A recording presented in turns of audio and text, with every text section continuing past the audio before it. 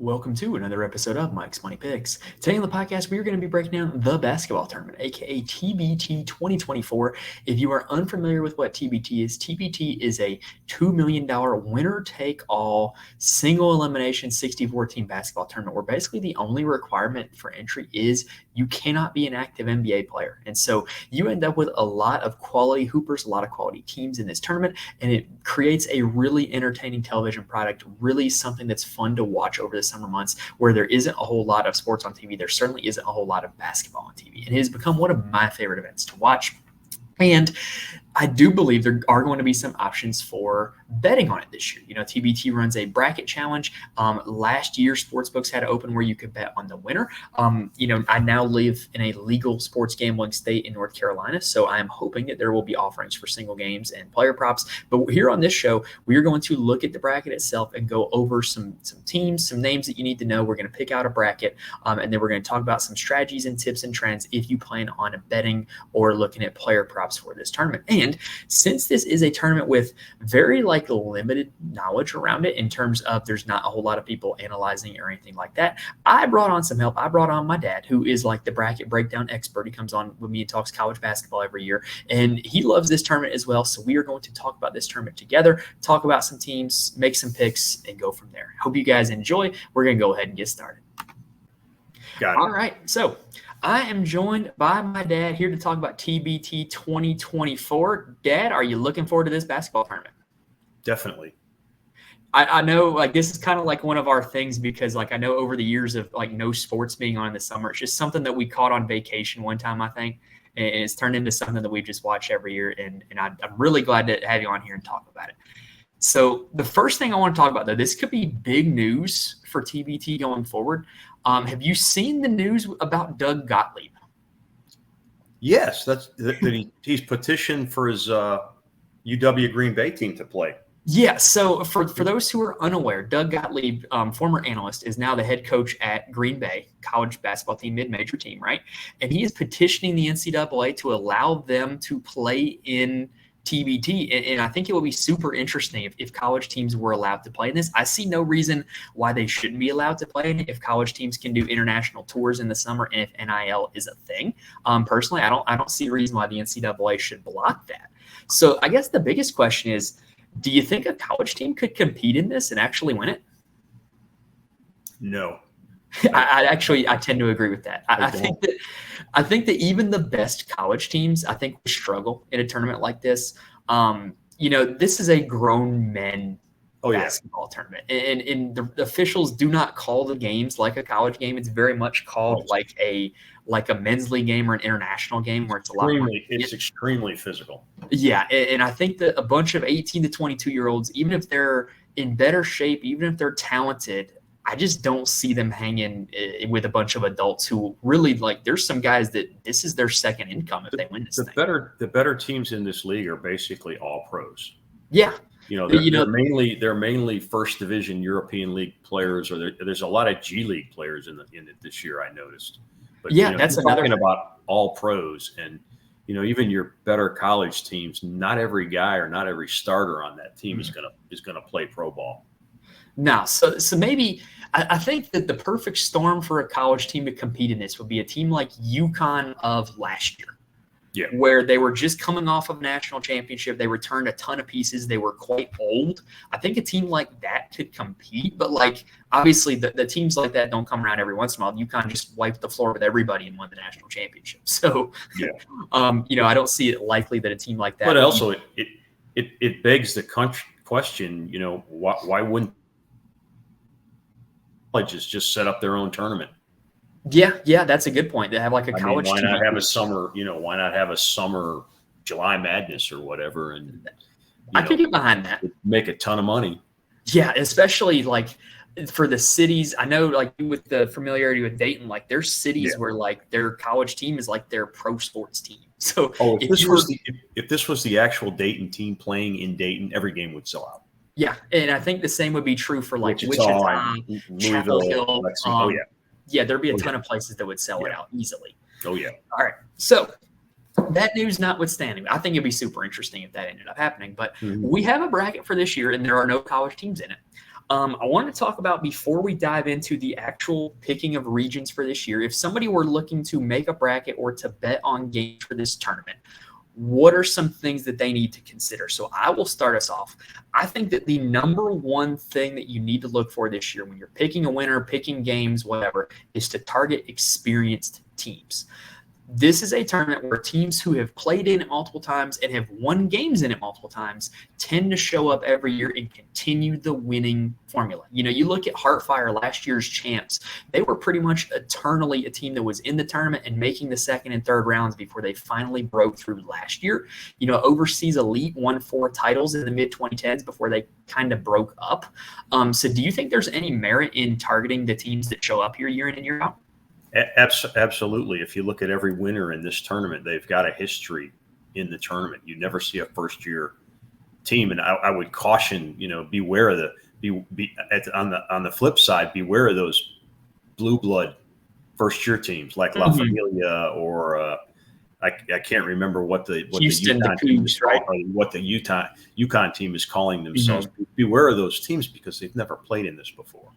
Right. And so it's like, really, I think if a team like that were to win, it would probably come on their second appearance as opposed to like winning it in year one, because there's certainly a knack for playing in this tournament.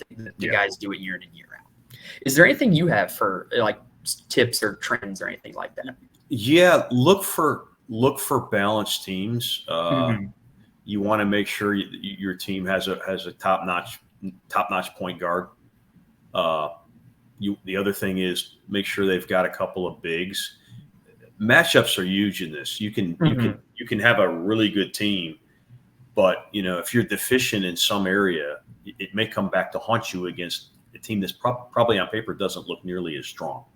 Yeah, the size advantages and disadvantages you tend to see a lot. Teams that win this thing have size because sooner or later you're going to run into a team that has a dominant big man and you're going to have to stop them. Yeah. Oh, yeah. Now, I'd really like what you said at the start there about having a dominant point guard, because for those who are unaware, this tournament uses what's called the Elam ending, which I love, by the way. But the Elam ending, basically, they set a winning score as opposed to running, against a time in the fourth quarter. So that way, every game is going to end on a made basket or sometimes a made free throw, which is really anticlimactic. But in the Elam ending, when you need points, the game really slows down. It gets really physical. And having a point guard who can go out and just get you a bucket really comes in handy. And you see teams that win this thing generally have great point guards. Yeah. So another thing that I looked at, this is just kind of some raw numbers here, and then we'll interject some opinion. The current bracket format of 64 teams in 8 regionals was adopted in 2022. So there's been 2 iterations of it so far. Only one number 1 seed out of 16 has lost an opening game of the 64-team bracket. That was Red Scare last year, unfortunately for us. Yeah, we remember it well. And then only 2 seeds have lost the opening game of the 64-team bracket as well. So pretty much like the real NCAA tournament, if you're filling out a bracket, you can just pencil in all 1s and all 2s because them losing is not going to happen very often. That's fairly accurate. And we're going to talk about that Red Scare case later on in the show, too. I know we'll get to that. And then also last year, looking at the regional winners, that's where things got a little less chalky. Only 2 1 seeds won their region last year, 4 2 seeds won a region, and then a 4 and a 6. So that seed number next to the team doesn't necessarily qualify or disqualify them from winning the region. You can have some sleeper teams come out of this bracket. Yeah, I would agree with that. I've seen teams. There's teams to me as low as a 6 that could win this. Absolutely, and we're going to talk about some of them. So there's some veteran teams in here that shock me. The seeds are as low as they are. That was the perfect segue, actually, because we are going to go ahead and dive into the bracket right after this quick breather. We are going to go region by region here in the TBT 2024 bracket, and we're going to give our picks for the regional champs. We're not going to pick every single game. We're going to talk about most of the teams in this thing, but picking 63 games would just kind of be a little bit monotonous. So we're going to really just give you our thoughts on the general region and our regional champions. And we are going to start things off in the Butler region, the top left corner of the bracket, which is led by 2 alumni teams. One thing that we love about this term is you see alumni teams from universities come back together and play. This region has really 4 pretty doggone good ones. It's led by Assembly Ball. The Indiana alumni is the 1 seed. All Good Dogs, the Butler alumni, is the 2. Team Arkansas, self-explanatory, as the 3. And then Men of Mackey, the Purdue alumni, as the 4. So, Dad, out of this region, did you go with one of those alumni teams, or did you go with a sleeper a little bit off the board? I went with a 3 seed team, Arkansas. Okay. They look pretty well balanced. They've made 6 appearances in the tournament. Mm-hmm. This will be their 6th appearance. They've won in the past. I think they won 2 games last year. Mm-hmm. I'm not high on the Butler alums or the Indiana alums because both of them are first year teams. The Indiana one might be a little bit stronger of those 2. But I like Team Arkansas. Eberlin Drive's another one to watch out for. If you pay attention to the TBT, you recognize that name because they're always in there. They've got 11 wins over 5 tournaments. AJ Slaughter's a pretty good ball player. There's a few other guys on there that are sleepers. Archie Goodwin, former NBA player. Yeah. So I'm picking Arkansas, but at the same time, they could easily go down in the first round. I feel like those teams quite possibly could be the 1 and 2s in this region, seed wise. I tend to agree with that. I think that really Team Arkansas is going to make it out of the bottom half of this bracket. Yeah. I'm not a believer in that Butler team. They just didn't you see this with some of the alumni teams. They just didn't get the band all together. They don't look that strong to me. There's not a lot of big names on that team. Exactly. I don't think they got all the best players. other than Shelvin Mack. Yeah, so I am going to go with, in this region, I'm picking Assembly Ball, the Indiana alumni. And I know we literally just talked about picking experienced teams and all that, but I really like how they've constructed this roster. To me, this is a roster that can absolutely make it far in this tournament. You've got Juwan Morgan, who played in the NBA. He's a big guy. Christian Doolittle from Oklahoma, even though he's on the Indiana alumni team, he's a great defender. Race Thompson is another pretty good big they got from Indiana. And they've got shooting all over the place with Miller Kopp, Troy Williams, Jordan Hulls. But really, the guy that's going to make this team go is Yogi Ferrell. He was great at Indiana, and I think he's the type of point guard who can really carry a team through this tournament. So that is why I have Assembly Ball coming out of the Butler region. Okay, I can see that. All right, so now let's move on down 1 bracket. We're going to move to the Pittsburgh region. So I'll go first in this one. I'm going with the 3 seed here in this region. I am going with Best Virginia, the West Virginia alumni team, to win this one. I'm just a big believer in them. They've made it to the Elite 8 of this tournament before. In 2022, they lost to Dayton in the Elite 8 game. And this team has a ton of size. They've got Devin Williams, Sagaba Kanate, Jonathan Holton. These are some good big men that went through West Virginia. But last year, they just didn't really have that bucket getter. They had Juwan Staten 2 years ago that they did not get in last year. But this year, they have the bucket getter of all bucket getters. Marcus Keene, who has played in this tournament numerous times for sideline cancer, has switched on over to West Virginia, or Best Virginia, I should say.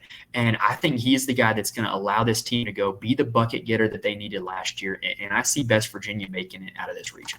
What do you think about Best Virginia and the rest of the region, Deb? I picked them as well. Mm-hmm. Of the top 5 seeds in this region, they're the only one that's either played in this tournament or won a game in this tournament. Yeah. All of the other top 5 seeds either have never won a game or never played, and none of them particularly stand out. I'm not sniffing the Kool-Aid on the Stars of Stores Connecticut team.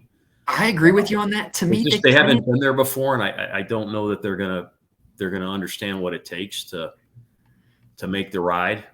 And to me, looking at their roster, they felt old.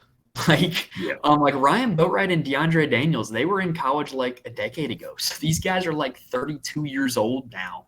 I don't think that this tournament is super kind to guys who are first timers and are old. I generally prefer my first timers to be a little right out of college or right out of a really quality season. Yeah, and you want to dig into you want to do a little Googling on some of the older guys, mm-hmm. because if they're not actively playing international ball, they're not going to be. Trust me, they're not going to be effective in this tournament. we've seen that That numerous. was Red Scare bringing guys in that weren't playing ball and were out of shape, and it just doesn't work. It doesn't work. So Totally. I didn't do the math. I didn't look that deeply at the stars of stores, but like you said, some of those guys got some gray hair on them. So.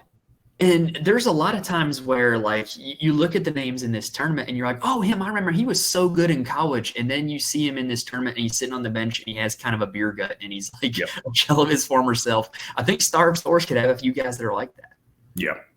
All right. So we are together on the Pittsburgh region after differing in the Butler region. So now let's switch on over to Houston. So to me, I think this is the most loaded region top to bottom. I think all 8 of these teams have a legitimate argument to be made. Ty Lawson, from former North Carolina Tar Heel NBA player, is on LA Ignite. Granted, he's much older than the last time we saw him, but you can't deny the talent. Darren Collison, former NBA player, is on Team Challenge ALS, which is the 5 seed. So I think if there were a region where a lower seed could advance, I think it would be this one. Who do you have coming out of this region, Ed? I've got the 1 Bleed Green, primarily because of their strength. I think this is probably the hardest one to pick. Again, they had some really good success last year. If I'm not mistaken, they made it to the all the way to the finals. Yep. All the way to the finals. They could easily get knocked out. The 2 I'd watch for is the program for New York City and autism, as well as Team Challenge ALS. I mean, it's ridiculous that those 2 teams are playing in a first round game, given their history. I think they've got like 20. They've got like 20 wins in this tournament combined. They're both among the top 10 all time in wins in this tournament, and for them to be playing in the first round is nuts. So the top half of that bracket's really loaded. The bottom half does not have a history of success. You got some big names with the Houston and Texas alums. I actually like the New Mexico team coming out of the bottom half of that bracket based on their experience and balance. But it's an interesting one. I'm going with Bleed Green, but I'm also saying watch out for the winner of that autism ALS game.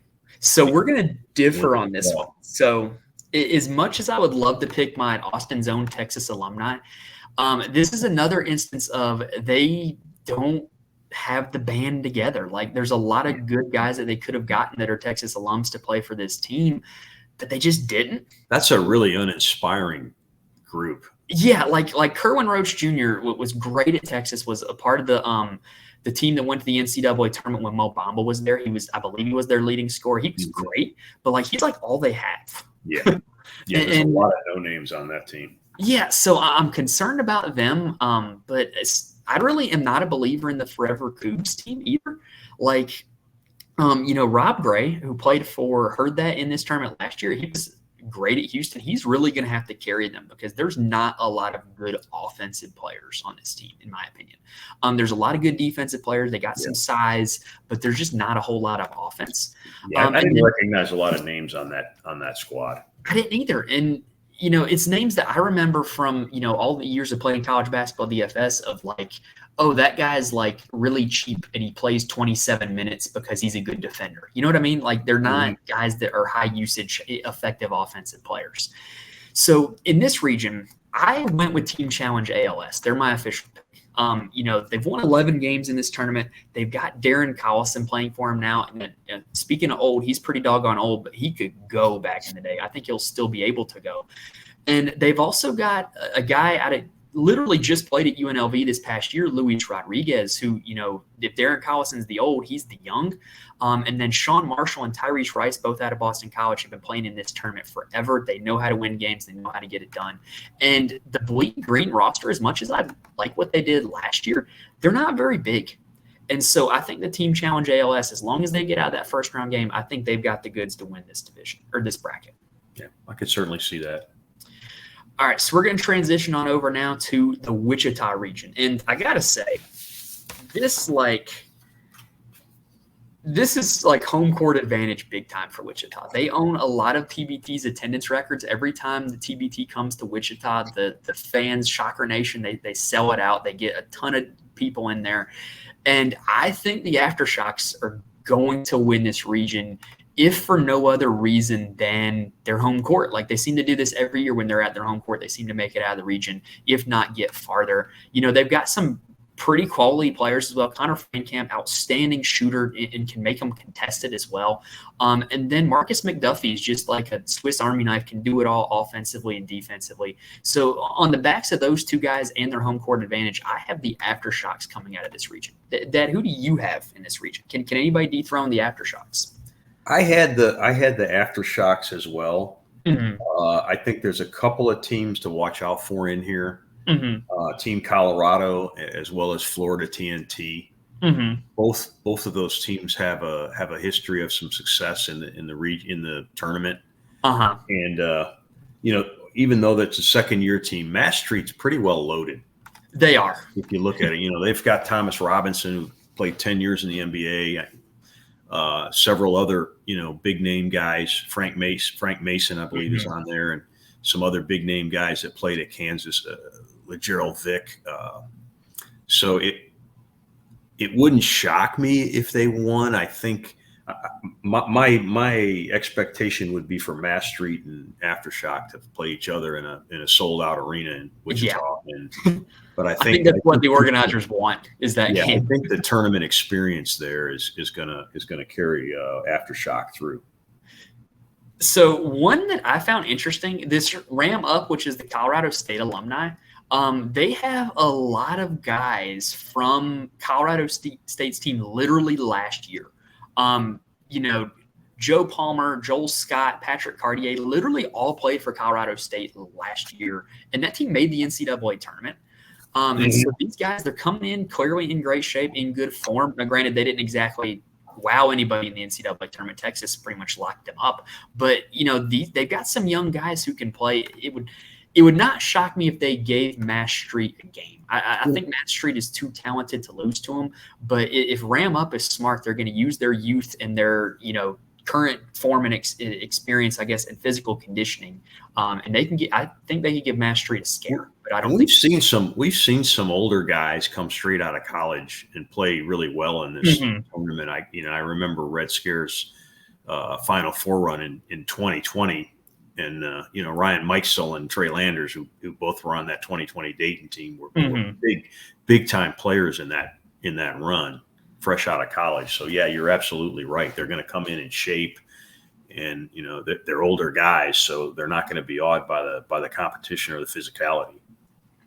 And like I said, I think if DraftKings Sportsbook or FanDuel Sportsbook gives us point spreads for individual games this year, I would pick Ram Up to cover, but not to win, if I'm being honest. I think that they can give them a scare. I really do. All right, so that is the whole first half of the bracket, right? So now get to head on over to the right side, and we got the Cincinnati region. So I'm not going to spoil it for you, but I think this region is actually the easiest one to pick a winner. But before I say who I picked, I want to see if you agree with me. So who do you have coming out of Cincinnati? Yeah, this one to me is the weakest one. It's almost like they want a backyard brawl in the final, so they made it as easy as possible for the two teams to get in there. If you look at this bracket, outside of Nasty Natty, the Cincinnati team, and Zip 'em Up, the Xavier team, the other 6 teams have a combined 2 TBT wins. There's 7 teams, 6. The other 6 teams have a combined 2 TBT wins between them. And their names that have been in the tournament. It's a very weak bracket. I have Nasty Natty. I'm not sold on. I'm just not sold on Zip 'em Up. They when I look through their roster, I don't see a lot of standouts on that team. They've had some success, but not really breakout success. If I remember right, Nasty Natty handled them pretty good last year, and so I think it's Nasty Natty. The thing that I found really interesting about Nasty Natty is they got 6 G League players. That's impressive. So they went out, so the Cincinnati guys went out and got some other guys that they knew in the G League to supplement that team. And with $1 million on the line, they're only going to get guys they trust and that they know are good. Right. So, Jaron Cumberland's a really good player. Jacob Evans is solid. And I like Jalen Adams from St. Bonaventure as their point guard. He's a solid player as well. So I think they're the solid bet. One team to watch out for in that one is Brown Ballers. And this is another interesting team. It's basically composed almost exclusively of guys of Indian descent. Either actual Indians or Indian American or Indian Canadian players. And they were the 16 that upset Red Scare last year in the first round. They got knocked out in the second round, but if I'm not mistaken, their best big did not play in the second game. Yeah, literally, I remember that last year. Like, all of them thought that they were only signing up to play one game. Yeah, it was more than one of them. Yeah, it was more than one of them. It was like two starters. They didn't expect to win, so that they didn't make themselves available for the second game. They're not very athletic, but they're incredibly skilled, and they've got a couple of big skilled bigs. And if you get a team that doesn't have a muscle in the post, they could be a problem for somebody. I personally would have loved for them to have been the 6 because I would have picked them to beat Team Gibson as the 3, and then I think I might have picked them to beat Zip 'em Up. If I'm being honest. I think they match up better with Zip 'em Up than they do with Nasty Natty. Nasty Natty's got the size to counteract their bigs. I don't see them beating Nasty Natty, but. So Zip 'em Up literally lost their starting front court from last year's team. They had Kareem Cantor and Matt Stainbrook, and they lost both of them. So they don't have, and they lost JP McCura too, who's just this 3-and-D wing. I think they lost a lot, and so I don't know if they're necessarily deserving of that 2 seed. So I really think that the bottom half of that bracket being so weak is still going to allow Zip 'em Up to advance. But I think Nasty Natty's going to wipe the floor with them. Like you hit the nail on the head. Jerron Cumberland, Jacob Evans, Octavius Ellis, Troy Clopane. They just have dogs from Cincinnati that play hard. They're playing in the G League right now, which is hyper competitive. Yeah. And I just think that they're the team to beat in this region. And don't sleep on Isaiah Miller from Nasty Natty as well. He played his college ball at UNCG, was just a pure gunner for UNCG, scored a ton of points and led them to the NCAA tournament in 2021. So I really, really think Nasty Natty is the easy pick to win the Cincinnati region. All right, now we get to go to the fun one. The Dayton region, with your university having an alumni team, University of Dayton. Red Scare is the 2 seed in Dayton. Red Scare coming off of last year where they were the 1 upset by India Rising. So are you picking Red Scare to win the Dayton region, or are you going with somebody else? I'm picking Red Scare, but full disclosure, I'm incredibly biased. I watched a number of these guys. I watched every college game a number of these guys played. So quite a bit of bias. The thing I like about them, they've been in the Final Four 2 of the last 4 tournaments, and both times they got knocked out. Once in the first round, once in the second round. They had guys back out at the last minute, and to where they were not able to backfill, and it caused them problems both times. They had no depth in 21 and got run off the court by a Miami team. I think they really only had 6 viable players. And then last year, I think it was 2 bigs. It was all the bigs. Yeah, Josh Cunningham and another guy backed out at the last minute, and they had no bigs. And they just matched up poorly with India Rising. So the years they've had a full crew, they've done really well. This team is 9-10 deep. I mean, if you look at it in a balanced 9 or 10, they've got 2 point guards. Scoochie Smith is an outstanding point guard. The guy you talked about, you want the ball in his hand at the end of the game. He's just a flat out bucket getter. And then you got Wesley Clark, who was the point guard for the 2022 championship team. When Blue Collar used the Buffalo number.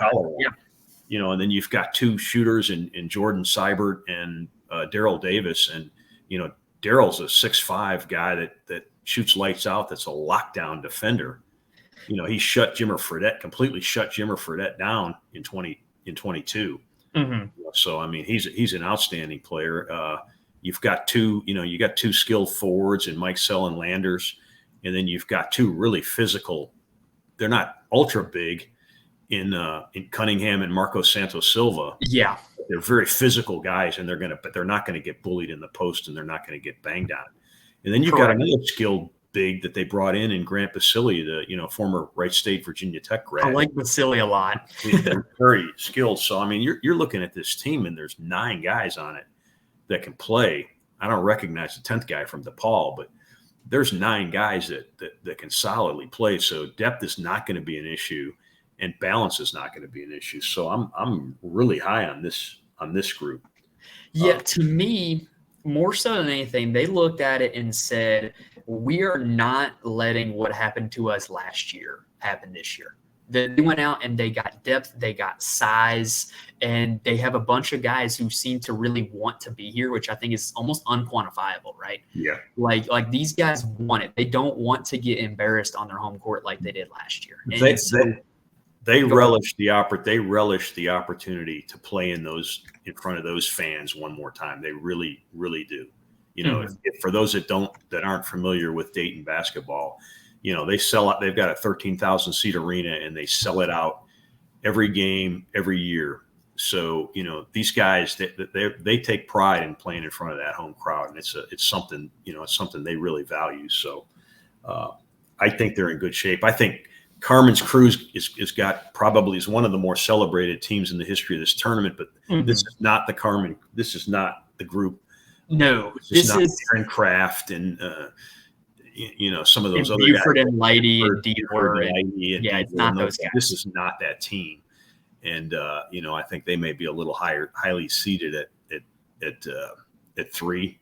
So we kind of buried the lead here a little bit because we're talking about Red Scare. The defending champions are in this region, in this bracket, so it's not a given that they're going to win. Heartfire is a really good team. I really think that this bracket is a collision course between Heartfire and that's going to be, and it's going to be a war if those two teams play. They're both teams that are they're in this tournament every year. They're in it to win it. They are both loaded with first division European players, and I like Red Scare to win, but it's going to be a war to beat. The only nit I will pick when it comes to Heartfire is last year they were not super impressive. They didn't blow anybody out. They just kind of took care of business round by round. And you can only beat the team that's in front of you. All you have to do is beat them. There's no style points or anything like that. But it was not one of the more impressive championship runs where when Carmen's Crew did it, they were blowing everybody out, and then they'd be overseas elite. And then, the championship game wasn't all that close either. It wasn't one of those dominating runs. However, they did add one of the best all-time players in the history of this tournament, DJ Kennedy, who was on all those overseas elite teams that won. But when overseas elite broke up, they were kind of at the tail end of their run. They were all old. So I don't know if 4 years later, if he's still got the goods, if he can still give them a lot of minutes and a a lot of productivity. Well, their last championship was 6 years ago, right? 18? Yes, 2018. And then Carmen's Crew beat him in 19. They lost early in the bubble in 2020. And then they were done. Yep. So I think that game is this bracket is a collision course between those two teams. Yeah. I think Red Scare gets him, but I can't wait to watch it if that does come to fruition. I think that's going to be a great basketball game. All right, so we got 2 more brackets to go here, Dad. Next up is going to be the Lexington bracket, which is weird because the hometown team did not get the 1 seed. The hometown La Familia Kentucky alumni team is the 2. They heard that, which is the Marshall alumni, is the 1. So are you going to go with the home court advantage with Kentucky, or are you going to go by the seed lines with Heard That, or are you going to go off the board here, Dad? I'm going to go. I'm going to go with the experienced team and Heard That. They've got a good history in this tournament. They're 8-4 overall. They've made a couple of deep runs. They know what it takes. Pretty solid group. They're a pretty solid group. They've got some definite size. It's gonna, on paper, La Familia looks really good. I mean, you've got former NBA player Willie Cauley-Stein on that team. Mm-hmm. Kellen Grady can flat out, former Kentucky and Davidson player can flat out shoot. I just, I always say it: beware of that first year team. Mm-hmm. You don't know what the preparation for it seems to haunt them. You don't see a lot of first year teams go deep in this tournament. And so the one thing that worries me about La Familia, like, don't get me wrong, I think they will still win their first 2 games. I do, but the thing that worries me about them is, like, I don't think this is a well-constructed roster. Like, I don't think the skill sets match up into like a cohesive basketball team. If that makes sense.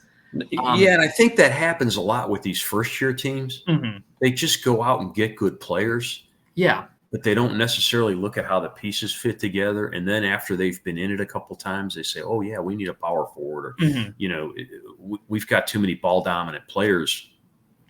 We need some guys that play off the ball or are defensive and rebounding specialists. And you can see that happen at times with teams. And, there's a lot of names on that. There's a lot of names on that group. But what worries me about him is there's legitimately 2 guys that can shoot threes.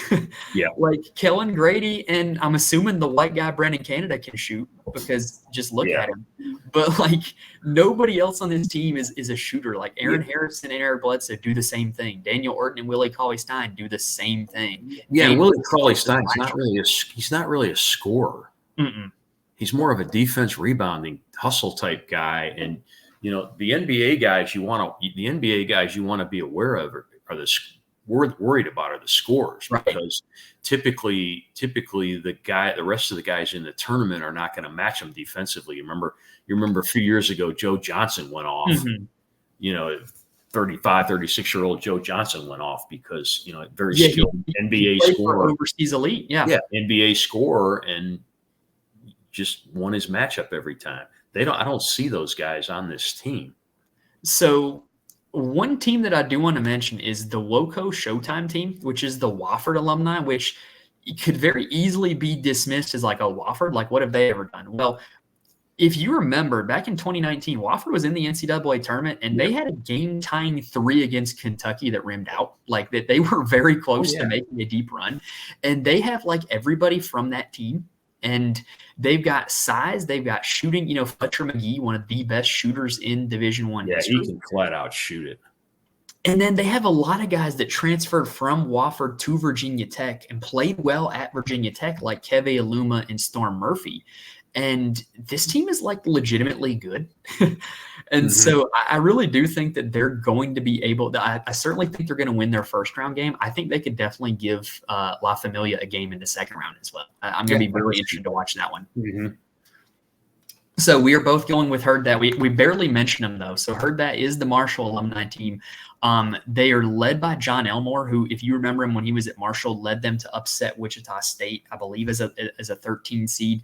Can just flat out score the basketball. JP Togoto, insanely athletic wing from North Carolina, playing with the Marshall alumni. He was really good in this tournament last year. But what made them really go last year is they had Rob Gray, who's now on the Houston alumni team. Well, they replaced him by getting DeAndre Kane, who's a former point guard from Iowa State. He was on all those overseas elite teams. But unlike a lot of the guys from that overseas elite run, he's played in this tournament every year. He played with Boeheim's Army the last 3 years, and now he's with Heard That. I think that's a big get for them. And I really think that with all the experience that they have, all the scoring that they have, I like Heard That to win this region, and you do as well. So we are in sync on that one. All right, so we got one more region to go, and this one is quite interesting as well, the Louisville region. So Louisville is led by Team Diesel, which is Shaq's team. You've got Team DRC, which is Dominique Rodgers-Cromartie, former NFL quarterback's team. You've got Team Fredette, which is Jimmer Fredette's team, although I don't believe he is playing this year. And then you've got the Louisville alumni team and Sideline Cancer, who have had a lot of success in this tournament. So very interesting region here, Dad. I'll start this one off.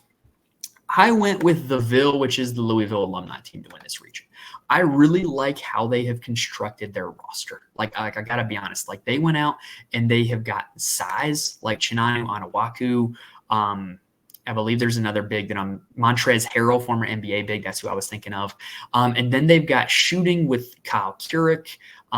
They've got ball handling with Peyton Siva and Russ Smith. And then Nick Mayo played for them last year. He's an Eastern Kentucky alumni. He's kind of like a Giannis-esque power forward for this tournament, really athletic, deceptively athletic, and can shoot it as well. He was one of their best players last year, and they brought him back. And so I think this team is a really well-constructed roster. And now having their second year in the tournament, last year they won 2 games. I think they will win a few more this year. I have the Ville coming out of this region.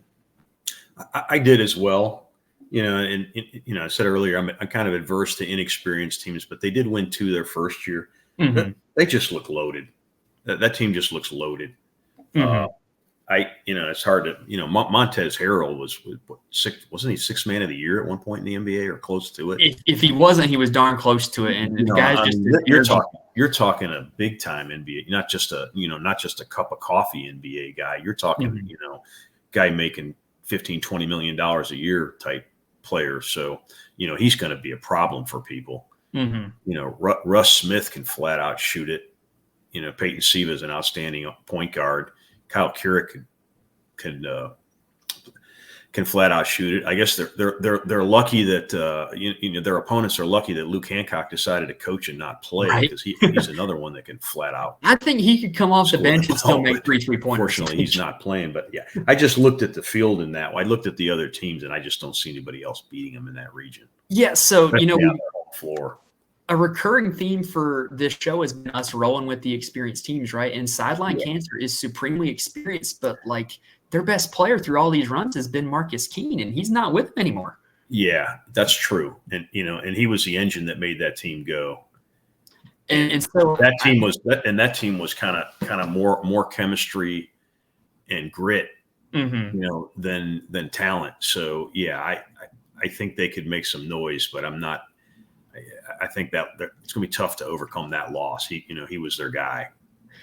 So we do have to mention here the 1 seed is Team Diesel, who is formerly Kyle Hines' team that he used to bring every year, but Kyle Hines is kind of aged out of this and he does not play in it anymore. This is a really weird roster.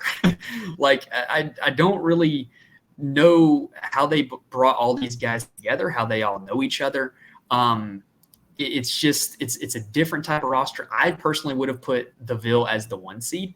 I think the draw for this is Sharif O'Neal, Shaq's son, is playing for Team Diesel, but mm-hmm. I don't know, man. I think this is a weird collection of players. I think that the Ville is likely to beat them if it ends up being a matchup between the 1 and 2. Yeah. All right, so that does it for the entire bracket. So we've now picked the regionals. So we're going to go ahead and take a quick breather and regroup, and then we're going to pick our official winners of TBT 2024. Okay. All right. So we've picked all 8 regions. Now let's talk about who we think to actually win. Unfortunately, with the tournament being a week out, DraftKings Sportsbook, like we mentioned earlier, they did betting odds on the winner last year. They don't have them available, or else I'd love to talk about the odds. I'd love to talk about picking a tournament MVP with the odds, but they don't have them available just yet because we're kind of getting a jump on recording this. So without the odds, just purely picking a winner, who do you think is going to win this tournament, Dad? I went with Best Virginia. Okay. It's just adding Marcus Keene to a team that's had a lot of success, and it's just gritty defensively. Mm-hmm. When I started looking at the team, the final 8 and how they matched up, I had them advancing over Team Arkansas in the quarters, and then aftershocks in the semis. I just felt like they were the best combination of talent, experience, and roster construction. Mm-hmm. I like that selection a lot. I think that really, if there were somebody that was not a 1 seed to win this tournament, I think it's going to be – I think Best Virginia is a pretty good look. Like we already talked about, I think they are clearly the best team in their region. I think that they will be probably, if we're being honest, be favored to win their Elite Eight game against whoever they play in out of the Butler region, whether it's Assembly Ball, Team Arkansas, whoever. I think they would be favored to win that game. which would make it just easier in terms of their overall pathway. I don't think there would ever be a game where they would be an underdog until maybe the finals, if we're being honest. Yeah. So, which brings me to mine. Mine is going to come from the other side of the bracket. I am rolling with the Nasty Natty, the Cincinnati alums. They were pretty doggone good last year. And I just really like how with this roster, they've got the right combination of size, scoring, athleticism, and a lot of these guys that are on this team have most recently played in the G League. And this is no disrespect to international basketball in any way, but if you told me that, hey, you could have guys in this tournament from one league and one league only, which league would it be? I would pick the G League, honestly. I think G League is the G League is guys that still think they have a shot at the NBA. Correct. Because they're giving up money not to play internationally. They're making less money in the G League because they know they've got a better chance of going to the NBA. So I would agree with you. If you're looking at G League guys, that's as close as you're going to get to NBA. So definitely would agree there. And, kind of from what we talked about from the very top, like you need to be versatile defensively. They have that. They have super versatile defenders at all three levels. You need to have scoring. They have that. They have Cumberland. They have Copain. They have Isaiah Miller. Like, to me, this team just checks every single box that I can look for a winner of TBT, if I'm being honest. I don't think they have a glaring weakness. If they were to lose early, it would probably be from I don't know, maybe there was a Jaron Cumberland foul trouble game or something like that. Yeah. That certainly happened when he was in Cincinnati. So, I think that really this team doesn't have any weaknesses as long as they can stay together. With us recording this a week out, some of these guys could also still back out from literally any of the teams we're talking about. So if Nasty Natty, I wanted to just call him Cincinnati. If Nasty Natty keeps the band together, everybody actually shows up and plays, I think they've got the best collection of talent who is built to win this tournament. Yeah, I think they're definitely a contender. All right, so that is going to do it for the TBT Bracket Show 2024. One last thing I wanted to add just from the betting side of things. It is really hard to predict how these teams are going to play without having seen them. Even teams that are here year in and year out, if they have a super similar roster, it's kind of hard to predict them.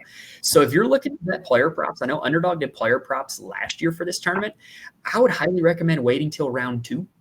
So that way you can watch a game in round 1 and say, oh, that guy had the ball in his hands a ton. Or, oh, this team didn't have a whole lot of size. Now they're going up against this team. You can kind of more clearly identify the weaknesses. I personally had a lot of success last year doing that because I didn't think the books were very sharp to adjust for individual matchups. But watching the games would give you a lot better clue from just looking at the names on a roster or looking at a box score.